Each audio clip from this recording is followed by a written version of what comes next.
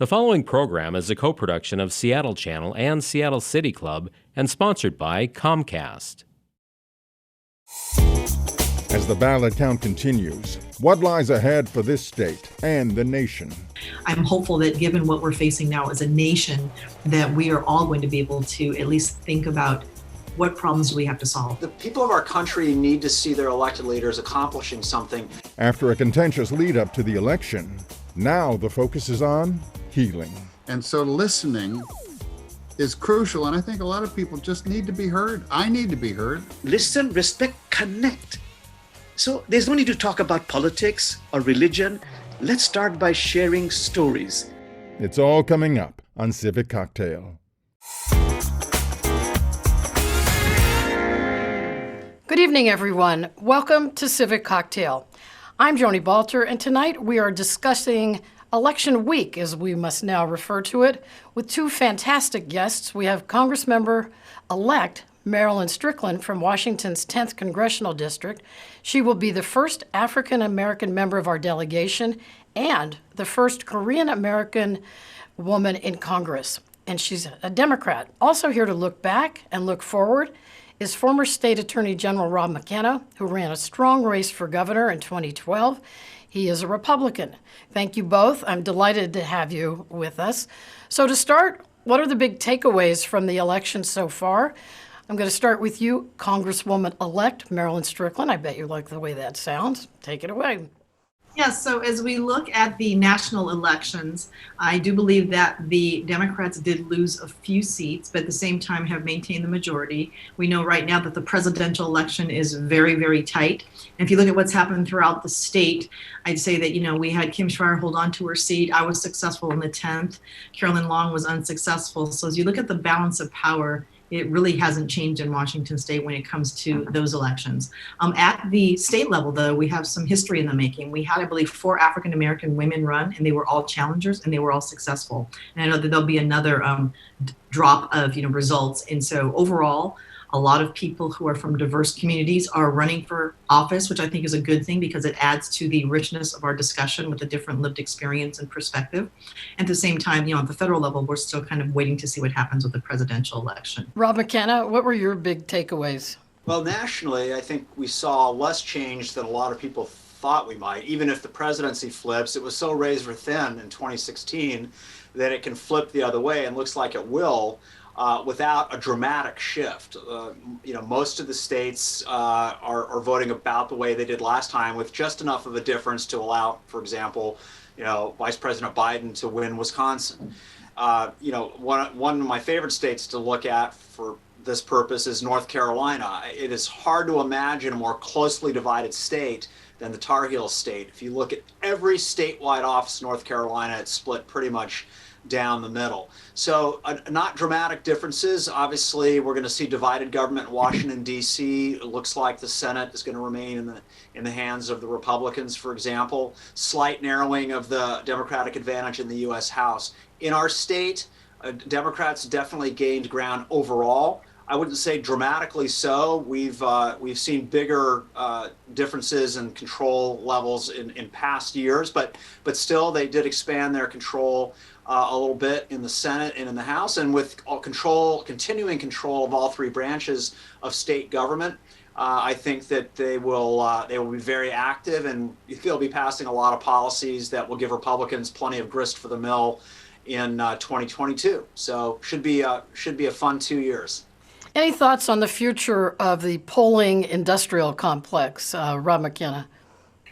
Well, of course, the pollsters are coming in for a lot of criticism again this time. But the fact is, they got it right more this time than they did in 2016, when they failed to detect and report a breaking of late deciding voters towards Trump, which is why he won. This time, though, there just weren't as many undecided voters, and that's not surprising, because you had an incumbent facing a challenger, not 2 people competing for an open White House. So it was not surprising that there were fewer undecided voters, and therefore there weren't as many surprises in the polling. But I do think one factor that was at play here is the factor we've seen in before in places like California and South Carolina, where you see an underreporting in the polling by the people responding to the polls about who they're going to vote for. One estimate I saw was that about 5% of people who talked to the pollsters lied about who they were going to vote for. They didn't admit they were going to vote for Trump. I'm so glad you used that word, because that is exactly what I said when I was watching these returns last night. I happen to be originally from the state of Pennsylvania, and people are making a fun as, I think one of the comedians said, the human body was not built to spend so much time thinking about what's going on in Pennsylvania. But really, I mean, I don't think, sorry, fellow Pennsylvanians, that folks there tell pollsters what they're doing. I think they think it's their own business, and I don't know why they engage them, but with them. But that was just a thought that I had as well. Marilyn Strickland, what do you think about this? Was polling? Did you have some polling that gave you a headache? Yeah, we had polling, and it was, we have Anna Greenberg of GQR is a well-known national pollster, and that's who we work with. And she was spot on in the primary election, and she was pretty spot on for the general election. So as far as running a campaign for Congress, it worked out well. But I think the interesting point about polling is that, when you're in a campaign, you do a lot of outreach to voters, and, you're sending them text messages and you're calling them. And even, I've been on the phone with folks even doing fundraising, and, you ask voters like, how are you, And even sometimes when I was doing phone banking about my own race, people are reticent to tell you who they're voting for. Now, granted, when the candidate's on the phone, is probably more awkward than having a volunteer do it. But some people they're just sacred about it. It's like, it's none of your business. I voted, it was a secret ballot, and you don't need to know who I voted for or where I'm leaning. And so to your point, and I think also, Rob, you're right. I just think for some people, they just didn't want to tell you they were voting for Trump. Another thing I think is interesting in all of this too, though, is that if we look at right now what's happening in Georgia, right? Red Georgia. And, if you look at the growth of Fulton County and Atlanta right now, we're waiting for results. And it is entirely possible that Georgia could flip unless something happened in the last 10 minutes that I didn't see on CNN. And so I think that, the electorate is changing. You're not watching CNN now while we're talking. But again, with polling, it's how reliable is it, and how comfortable are people sharing with a stranger on the phone how they're going to vote. And I think Rob is absolutely right when he says that when it came to Trump, some people just didn't want to give up the goods, and they weren't being truthful. One other point I would also add, I should have made this point at the beginning. The pollsters always remind us that the numbers they report have a margin of error, plus or minus. Yep. Absolutely. They've never claimed that what they do is perfect, right? Right. It's plus or minus 3% or plus or minus 4%. So in very close elections, we really shouldn't be surprised that the election goes, in a different direction than the poll results showed us, if in fact, it's within the margin of error to begin with. Yep, that's true. So I'm going to go to an audience question for Maria. With the current division in our country, what advice do you have for those of us who are exhausted? Well, I will tell you that everyone's exhausted. People who are current elected officials, people who are former elected officials, and those of us who are getting back into the game. And as we talk to folks across the district, across the state, people are just exhausted. And so the one thing that we have to be able to do, I'd say there are two things. There's no denying that even within the parties, there is division. And so we have to be able to find some kind of way to mend some of the drama happening within the parties and think about how we can listen to each other. And then the conversation about reaching across the aisle. With social media, with the way that we kind of get put into echo chambers, we're just used to being around people who are too like-minded too often, and it's bad for democracy. And so listen to someone who may not share your point of view, not because they're going to change your mind, but just because you have to ask the question, why do you think that's true? And sometimes you get an answer that you think is completely irrational, but sometimes it gives you a chance to dig deeper and learn something about where someone's coming from. So for me, it's like, just learn to listen, especially if you're interacting with someone whose ideas may not necessarily mesh with yours. Are you exhausted, Rob McKenna? Not as much as I was 4 years ago.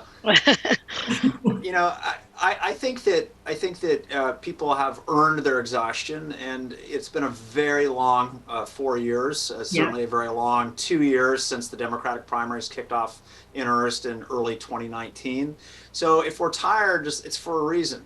What should people hope for and look for? They should hope for and look for their leaders who they've just elected or re-elected to get together and start putting solutions on the table and adopting them. And that's the great thing about electing people like Marilyn to Congress is, Marilyn, you're going to bring, because I know you've known you many years, you're going to bring a lot of energy, optimism, and pragmatism to the task. And you're going to be, like most new elected leaders, you're going to be looking for things you can get done. And that's what we need. The people of our country need to see their elected leaders accomplishing something. And I'll give you one example. I would hope that Congress and the White House will start by crafting an effective and meaningful response to the COVID pandemic. Yeah. We've been lacking a coordinated, effective national response. We need one. And that would be a good place to start. And there are many other examples we can think of as well. But I will say this, I've been going back to DC now since the early 1990s for one reason or another. And what struck me more than anything, I saw you in DC. I bumped into you on the street in DC. That's right, you did. I remember that. Yeah, yeah.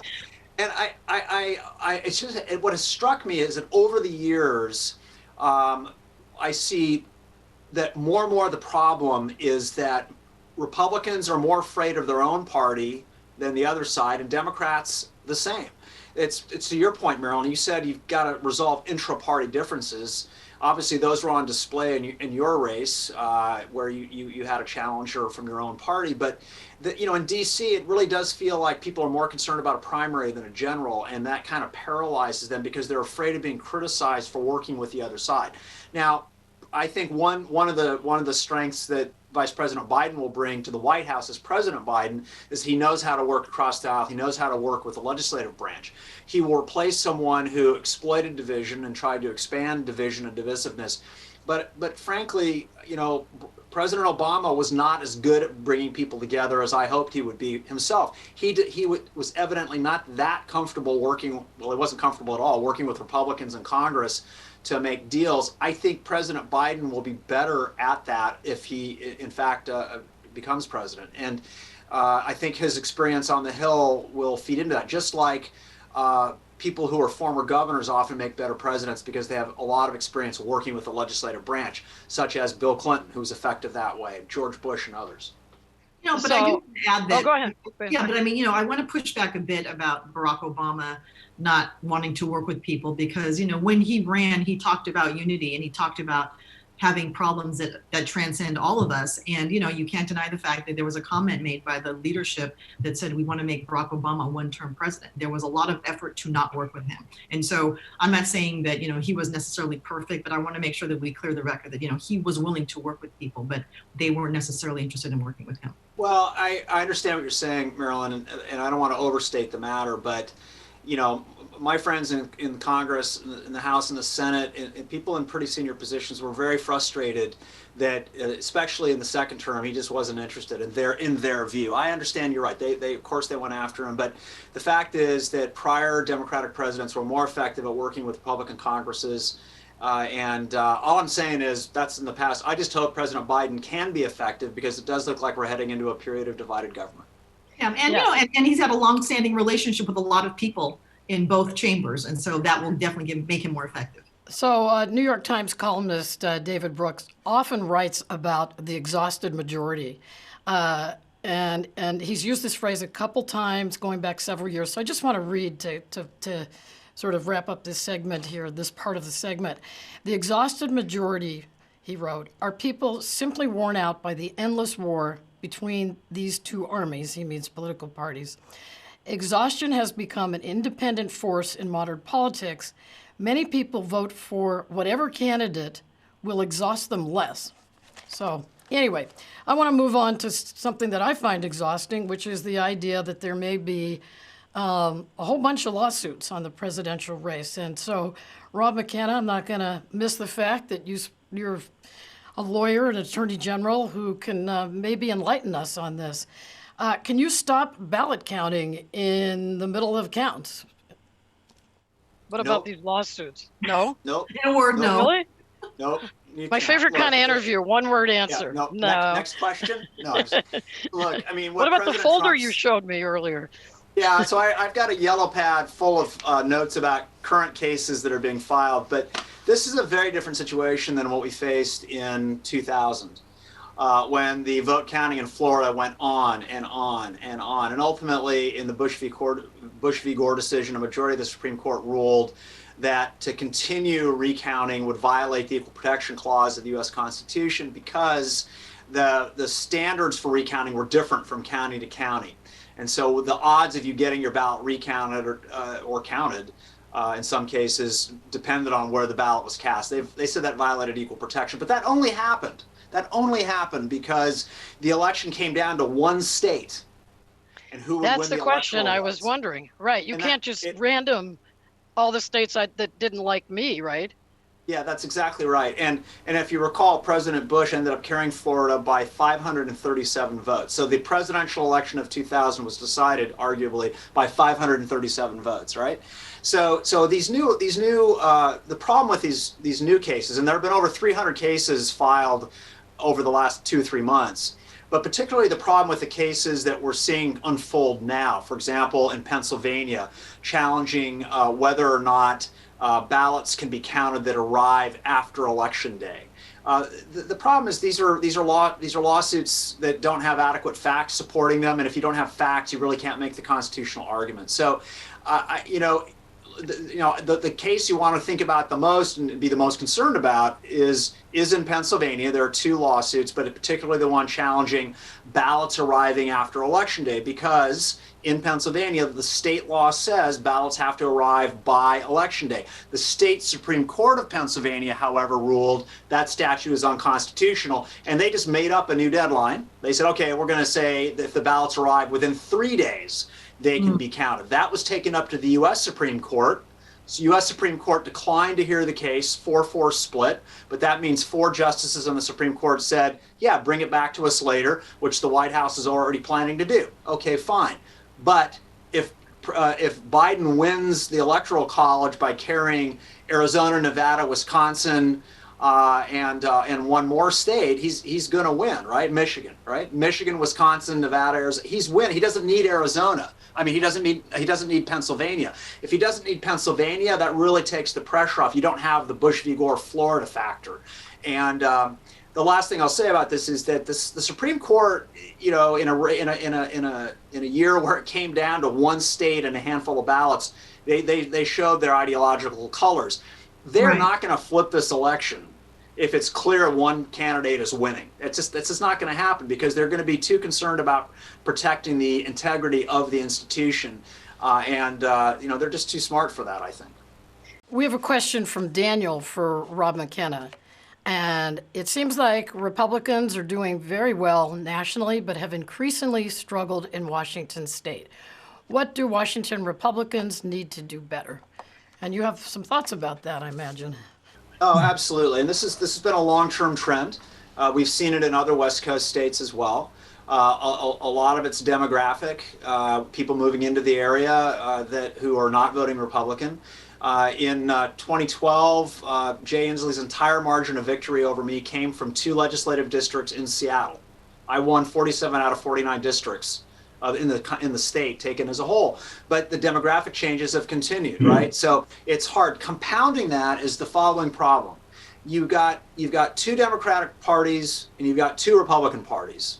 This is an insight that my wife Amy shared with me, right? You've got the Bernie Sanders Democrats, that wing, the more progressive wing. You've got more traditional Democrats like Marilyn. In the Republican Party, you've got more traditional Chamber of Commerce Republicans like me, and you've got the Trump Republicans. Many Trump Republicans don't even like the Republican Party, they just like Trump, right? So what we saw in the governor's race this time with Mr. Culp's race is the hard kernel of Republican support in this state, 40%.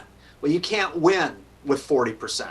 That's a 20% deficit. So what Republicans are going to struggle with is the following. How do we keep the base while expanding it to pull in more folks to get to a majority? It's very hard to do. In Washington, it's especially hard in statewide races because we're one of only 10 states in the country where the statewide officers run when the president's on the ballot. when the turnout factors really favor Democrats. That's a built-in wedge for Republicans. Always, they always have to run during the presidential years, which are big turnout, which are big Democrats here. Right. So 2 years after I ran for governor in 2012, in 2014, the following states elected Republicans as governor: Vermont, Massachusetts, Maryland, and Illinois. Now, I have to say, in Vermont, they just reelected their Republican governor with 67% of the vote. They have to run every 2 years there, which is nuts. Mm-hmm. But here in our state, we clearly face a challenge because we've got two Republican parties. Democrats are facing somewhat similar challenges. That's kind of what I want to bring Marilyn in on. She, Marilyn Strickland, you ran as a moderate D against Beth Dolio, more liberal, and there was money, put against you by that part of the party. So how challenging is it going to be for you, Marilyn, to work within your own party in D.C. and even with some of the delegation? There's some real lefties running around here. Well, when you think about the composition of the Washington State congressional delegation, the majority of them who are Democrats are New Dems, and that's part of the New Dems coalition, which tends to be pro-innovation, pro-growth, and really thinking very thoughtfully. And I would say we tend to be left of center. On some policies, we are progressive. On some policies, we're more moderate. And so as you look at what I'm calling the intramural food fight that happened in my race, there was, when all said and done, over $1 million worth of money came in from outside in my race. And I still won the primary and I won the general election. And so I think the conversation really for us is, given what we are facing as a nation and the pandemic, the economic crisis, the racial injustice, healthcare, all these really big, heady issues in front of us, and climate change, we have to find a way to come together as a party and say, okay, how are we actually going to make progress? And I think this is where there can be a difference with the two parties, with the factions within the party. Because for me, the definition of progressive is actually making progress on things. And so I tell people that, being a woman who is half Black and half Korean, people have been trying to affix labels to me my entire life. And so for me, kept coming out of local government, having served as a mayor, even though I'm a lifelong Democrat and a proud Obama delegate, when he first ran for president, I've always focused on the problem. What is a problem that we're trying to solve? How do we find a solution and how do we get there? And sometimes within inter-party fights, it really has to do with disagreeing on how you get there. I think everyone agrees that this is the problem we want to solve, but sometimes the nuance is the difference in how do we get there. And so, how do you manage it? You have to have relationships with people. You have to understand that a lot of legislation is horse trading. And, ideally, when things work out the way they should, we can solve problems together and we give everyone an opportunity to take a victory lap and to say they did something for their district. But that is a lot easier said than done. And so I'm hopeful that given what we're facing now as a nation, that we are all going to be able to at least think about what problems do we have to solve. We need a relief package because people are hurting right now. People are afraid for their lives and livelihoods. So much of our economy in Washington State depends on tourism, which means that until we get COVID under control, people are not going to feel comfortable getting on airplanes, eating in restaurants, staying in hotels, and doing all the things that we know really help drive a big part of our economy. Kids are not going to go back to school. And so, as Rob said earlier, having a national strategy around COVID, which is desperately needed because this 50-state random strategy is not going to cut it because we're not going to have a sustainable healthcare recovery or economic recovery until we get COVID under control. So, Rob McKenna, just to continue with the future of the Republican Party here in Washington State, will you run for governor again? I always ask you this. I ask you this every time I see you, it seems like. Will you run? No, I won't run because I've, as you and I have discussed, I've given 17 years to public service, and I'm doing other things now, which are fun and making up for lost time from being in the public sector for so many years, doing things in the private sector. But I will support good candidates, and I'll be looking for good candidates to support, because within a party, if you're having problems because of a division, and this is inevitable in either party because we only have two political parties, right? The two major parties. So it's always going to be stresses and strains internally.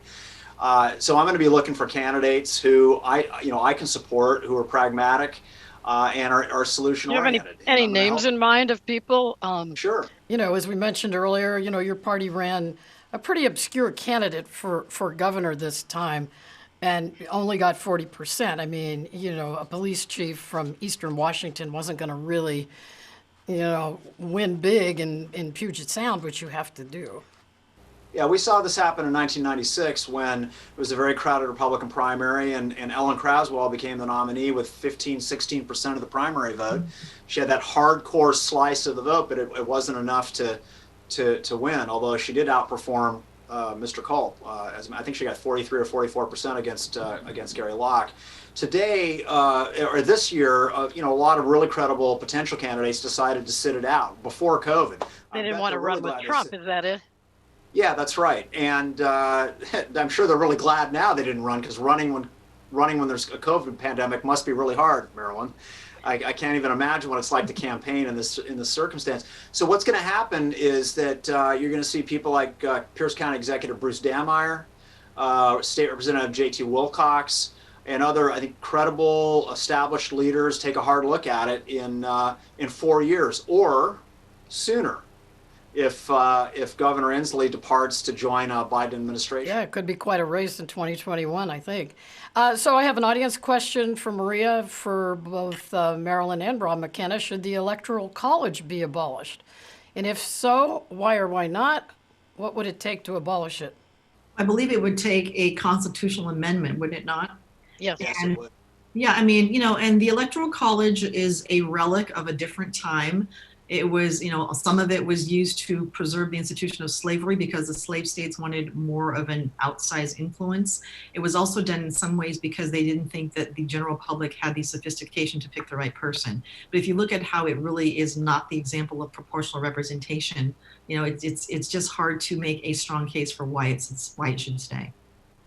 So, and your thoughts? So two thoughts. One is about why it's not going to change. Well, I'm saying the reason it won't change and the reason it shouldn't change. Those are the 2 points I want to make. The reason it isn't going to change is that to amend the United States Constitution, you need 2/3 of the House and 2/3 of the Senate to agree on the amendment. Then it has to go out, and 3/4 of the state legislatures, by majority votes in each legislature, have to vote to approve it. The reason that's not going to happen is that the small states are not going to give up their disproportionate influence, right? Now, the reason it shouldn't change as a matter of policy, in my opinion, is that it does protect the smaller states from being swamped by the bigger states. It is another key reason the Electoral College was created, because the small states were quite concerned about being swamped by big states like New York in those days, or Virginia. And so it was a compromise that was put into place to protect the smaller states. It reminds us that we are a republic. We're not France or Japan or South Korea or any other country that has a very strong centralized government. We are a republic, and a lot of the power in government resides at the state level and at the local level. And I don't think you're going to find anywhere near 3/4 of the states, much less 2/3 of their representatives in the Congress, voting to make those changes. So just thinking about the time here, I want to move on a little bit here. So Marilyn, you have a business background. You were the president and CEO of the Greater Seattle Chamber of Commerce. How will that help you reach across the aisle, if it will, in Congress? I mean, not just reaching across the aisle, but just being acutely aware of our employer community. And, when people think of chambers of commerce, they tend to think of the big global brands. And people often don't know that 80% of members of chambers of commerce tend to be small businesses. And so it's really a deep understanding of the economic ecosystem. And I talk about the interdependence. So you have larger companies who often do purchasing and procurement with smaller companies. Their employees are often the customers of smaller companies. And I want to make sure we don't forget that the revenues that flow from the employer community flow into the coffers of state and local government that help fund essential services. And so I think for me, understanding how that ecosystem works together is going to be important. And what we've seen during COVID is the elevation of small business. I mean, I've never heard this country talk about small business and elevate them the way they have during this pandemic. And it Does that tell us anything about what committees you'd like to be on in Congress? Not necessarily. Oh. Not necessarily, but I think that having this familiarity and knowledge of how the business ecosystem works is a really big asset. And again, even before the pandemic, small businesses were struggling. I think people don't understand that even if you own a small business when times are good, you're not rolling in dough. Sometimes people are barely breaking even. And so just understanding how the ecosystem works, and for me, especially with minority and women-owned businesses, because sometimes they get overlooked, bringing that lens and perspective can really help make this economy more inclusive as we try to address relief funds and also how we come out of COVID. So, Rob, I have a question for you about Jay Inslee, your one-time nemesis. How do you think he's handled COVID? So you make him sound like a Marvel comic books character, or both Yeah. of us, his nemesis. So I'll find so a better think, word. Yeah. Look, I think that Governor Inslee has done a number of things right. I think he took swift action, he took strong action to try to get the virus under control. So I don't have much critical to say about him. I've never been one who thinks that it's some sort of infringement on my personal liberties to be asked to wear a mask. It's actually common sense. And if you want to be a hero, wear a mask and protect other people, even if you don't care about yourself. Obviously, when they were projecting what to do and when to do it, they probably got some things wrong because they didn't have perfect information. But overall, I think this state has taken the right steps. And what concerns me the most about where we're going with COVID is the number of people who appear to be saying nationally that we're not going to get it under control. Let's just give up. Let's just stop wearing masks. Let's let it run its course. That sounds great until you personally know someone, as many people do, who has become really ill with COVID. It is a very dangerous disease, and even if you don't die from it, my friends who are in the healthcare professions tell me that if you've been in the hospital with it, you are likely to suffer permanent lung damage from it. Dying isn't the only outcome that's really negative. So, here's the thing, though. It's going to get worse before it gets better, just because of the time of year, and as we're seeing in countries that took really strong measures, spikes: France, Spain, Germany, etc. So. I wonder whether anyone has done in the absence of much more rapid testing, much more widely available, followed by contact tracing. In the absence of those steps and before a vaccine, I'm not optimistic that it's going to get better before it gets worse. Marilyn, did you want to add something there just before we wrap up here real quickly? Yeah, I agree that, Governor Inslee handled it very well. He took it very seriously. He made his decisions based on science. And as the first state where COVID showed up, he had to take swift action. And so I applaud what he did. And it was very, very hard for him to make some of those decisions. Closing down businesses is always a hard call, but his job is to protect the health, safety, and well-being of the people he represents. And so I think he did a good job. Very good, thank you. We could keep going all night here on election week, but we have been mopping up the 2020 election with former State Attorney General Rob McKenna and Washington's newest member of Congress, Marilyn Strickland. Great discussion. Thank you both so much. We are coming right back with a little Zen. What I mean is, we have two of the three Interfaith Amigos. These are religious people who advocate compassion and healing, and we think they are the perfect antidote to election angst. And we are back. So happy to be here virtually with two guys who calm you down just about the minute they start speaking about compassion and unconditional love.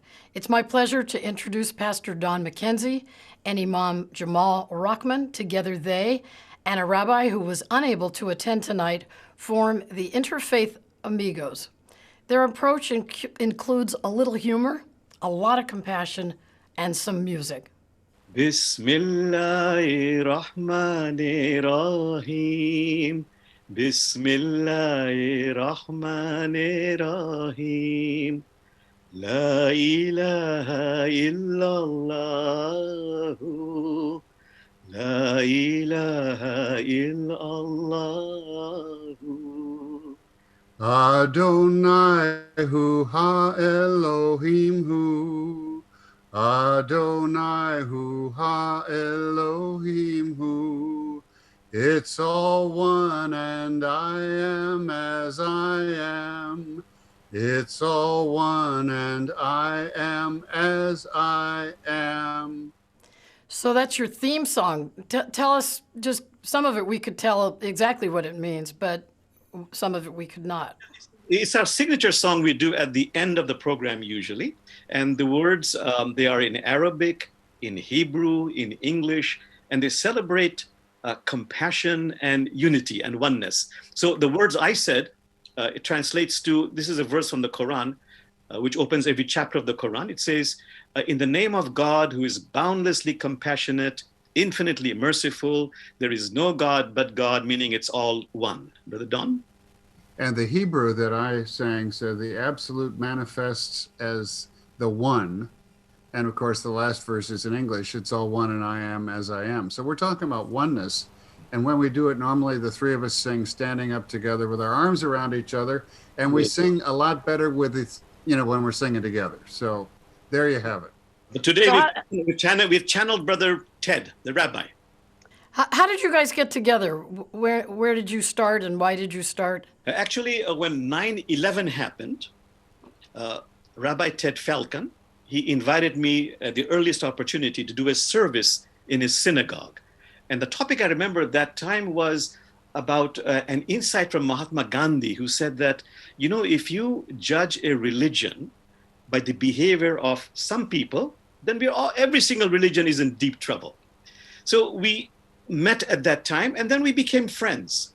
Also, our congregations, our families, and we started doing all kinds of interfaith programs together. And then we realized that this is the key to overcoming polarization, to really connect on a human level and become friends. Then it becomes difficult to dehumanize the other. And then, we realized we're cousins of the same Abrahamic family, but a very, very dysfunctional Abrahamic family. And we're missing our third cousin. That's where Don comes in. So I joined them for an event to mark the first anniversary of 9/11. And afterwards, we were talking and said, we can't stop now. And we came together, I think, sharing an intuition that if we could penetrate the barriers that have separated our traditions historically, we might be able to get to a point where we could actually learn to cooperate in addressing the great moral issues that are always before the world. So after that, we started to meet weekly, and we've been meeting weekly since 9/11. We've written 3 books. We've probably given more than 250 presentations all over this country, several times in Japan and Canada, and twice to the Middle East. And we know each other pretty well, and we've been learning a lot from each other and from our audiences. So it's been quite a ride. Yes.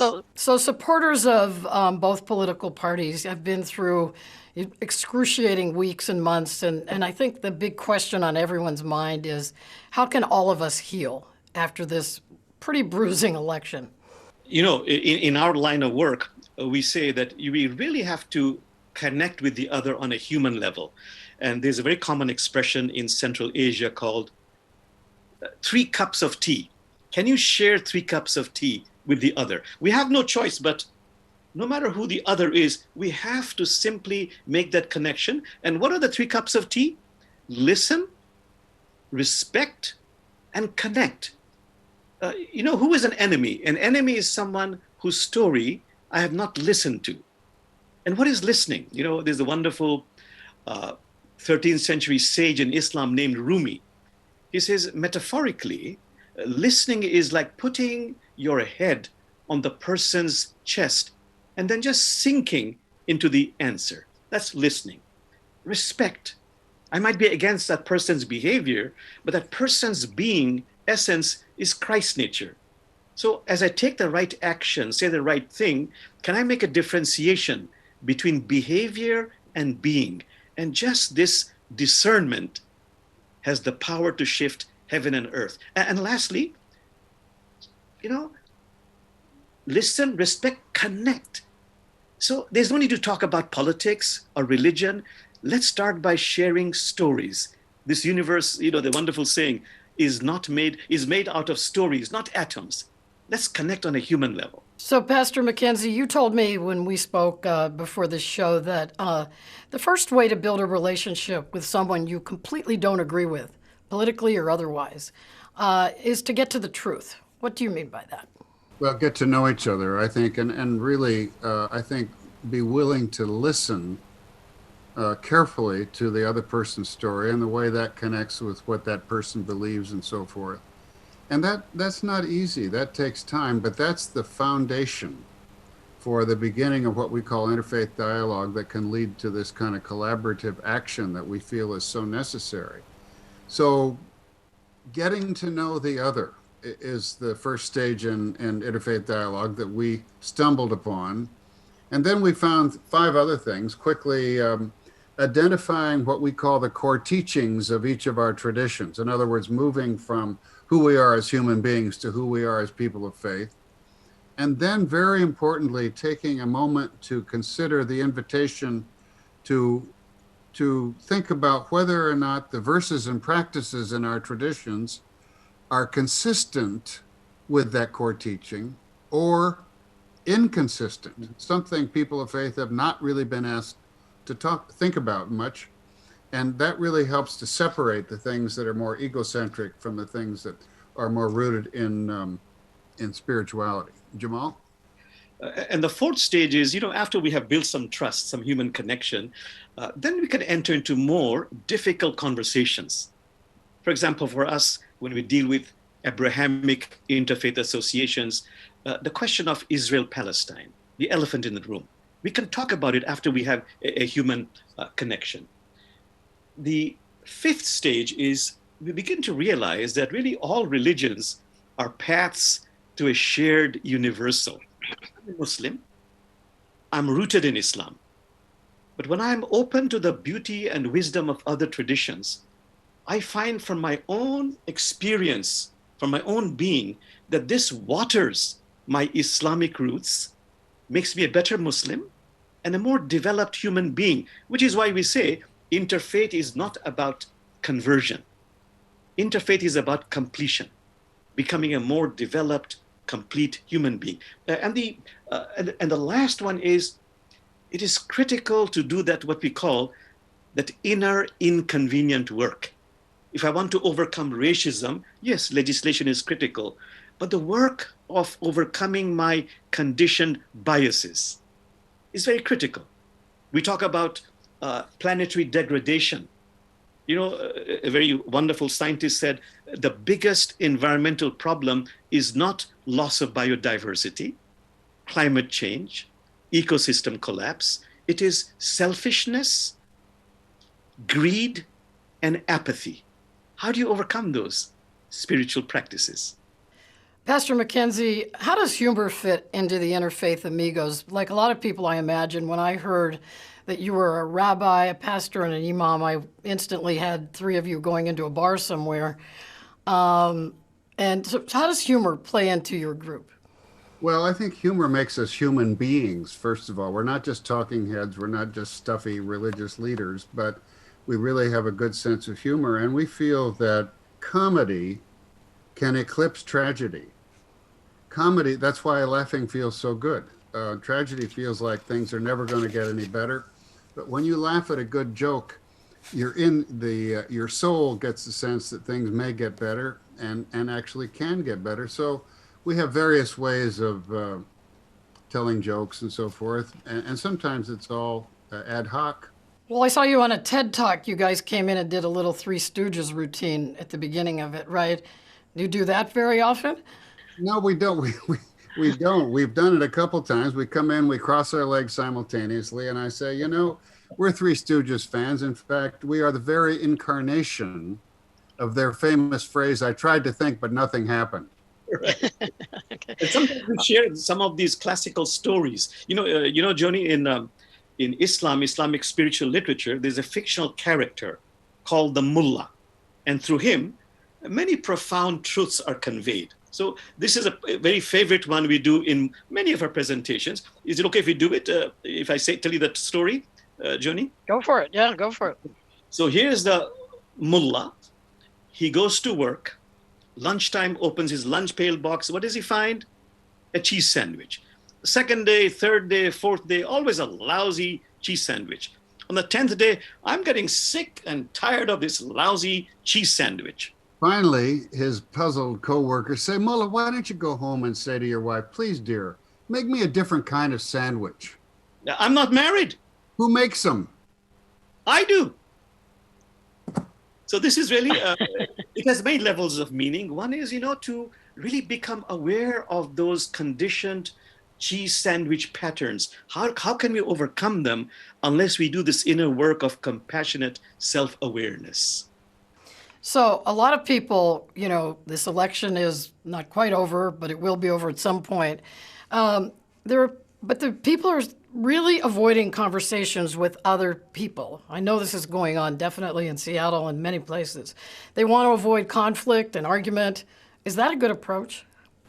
Yeah, it's a good question. I mean, I think it depends on the context, whether you're talking about family or friends or whatever. I think in order to have the difficult conversations, we come back to the need to trust each other. And you can't trust each other really without having some level of knowing each other, knowing the stories that comprise that person's being and so forth. And once you've done that, I think talking is good. Without talking, it can be kind of poisonous. It builds up inside and so forth. Jamalji? Yeah, I think that is probably the most important step and the most difficult step, to really create the environment where you can connect with the other on a human level. The holy books say this is the key, to come to know the other. But there's a verse in the Quran that says that, God has created some of you to be a trial for others. So it was not meant to be easy. But unless we really reach out and bond on a human level, we cannot get deep into more difficult conversations. Why don't we start with our own extended family? How do you have that conversation, connect on a human level, but not sort of set off fireworks? Well, even with an adversary, I mean, I get a lot of people who are Islamophobic, for example, or, have these biases. So, they're adversarial, or they're against interfaith, studying different religions. So we say to them, is there anything I can tell you that will help you change your mind? If they're honest, they will say no. They will say, by the same token, anything you tell me is not going to help me change my mind, but now let us talk about things we can work together on collaboratively. Maybe some social justice projects, maybe some project on earth care. So in any way that we can, to create an environment where there is a human connection. The key is human connection. And that's an art, and that takes practice. It requires humility, it requires sincerity, it requires patience, and it requires persistence. But believe me, I know from my own experience, it works. And I think in the beginnings, Joni, and especially in a family situation such as Thanksgiving. Thank you. I was going to ask you about Thanksgiving. How did you know everybody's... Not very many people are doing Thanksgiving necessarily this year, but if you are, you're wondering how you can, eat the turkey and not spill the gravy in a rage of some sort. Well, I think at the beginning, sometimes the best thing you can do is listen. And I think people need to be heard. And, ideally, the person might come back and say, tell me what you think, but maybe not, at least not at the beginning.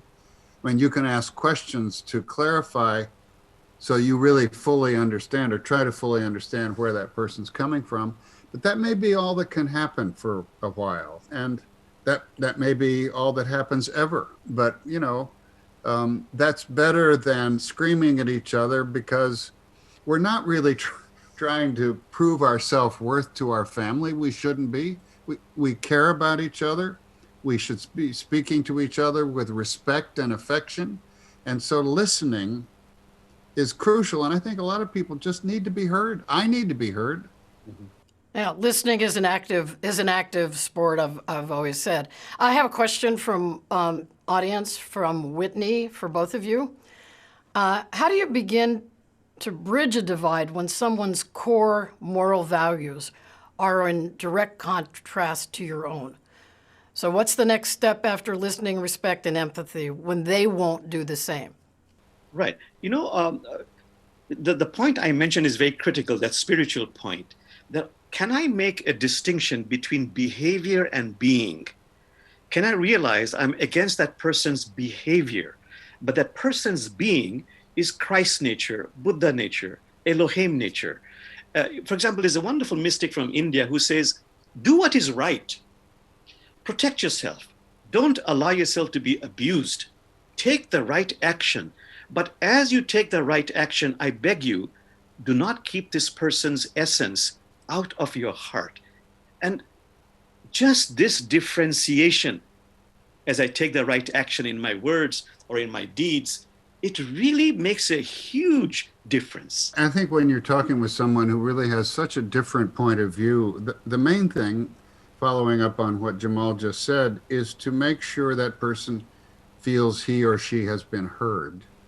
And you ask questions to kind of clarify and so forth. And sometimes there are people you just cannot connect with at that particular time.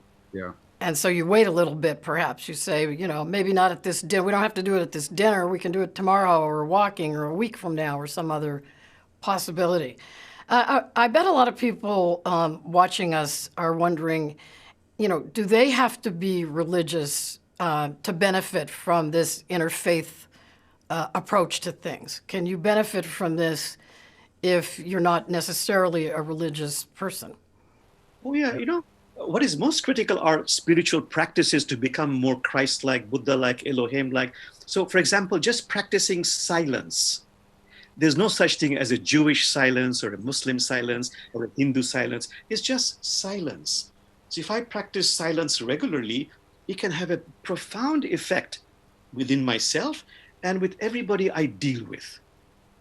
We define a spiritual path, which for some people is a religion, but some is not, as something that provides purpose and meaning and which seeks to contribute to the common good. So you can be a person whose faith is traditional or not, but these dynamics that we're describing apply to everything.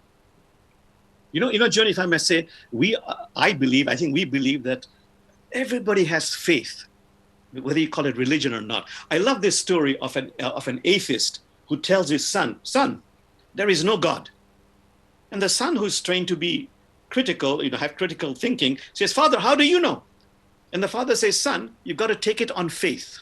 How do you balance the desire to share your philosophy or what you know about something? It's political, and you've got this extra little tidbit, and you want to share it, but you're trying to balance that with this great advocacy that both of you have been doing with the need to listen. So you get pretty excited, you're about to share it, but it's going to sound like this is my viewpoint, and yeah, I want to hear yours too, but I'm going to tell you this right now. I mean, it's that whole juxtaposition of things. Yeah, well, I think that, again, the first thing is to listen. I think it is possible under certain circumstances, and of course it's all contextual, but I think it is possible to say, I have a different view on that. Would you be willing to hear it? Ooh, so you have to be invited, huh? Well, I think if you're trying to make progress, yes. Oh, so what if you say, would you like to hear it? And the person says, not particularly. Then we're done. Ooh. You're not going to get everywhere. How done? Why are you laughing, your mom? I'm laughing because, all these different things that we're thinking about, it is also dependent on us doing all those practices to become more evolved, to become more mature. So unless we do that work, it is difficult to just, we can learn some techniques, but to make a structural change, I've got to do the work on myself to become more patient, more compassionate, more aware, more willing to listen. That work is critical. I have a question about that. So in a class that I teach at Seattle University with a colleague of mine, it's on giving speeches. And we always tell the students that they have to be a little bit self-deprecating for the audience to like them. The audience will like you if you're a little bit self-deprecating. So in these tough political conversations, you had mentioned humility. It's kind of the same idea in a way, to not be so,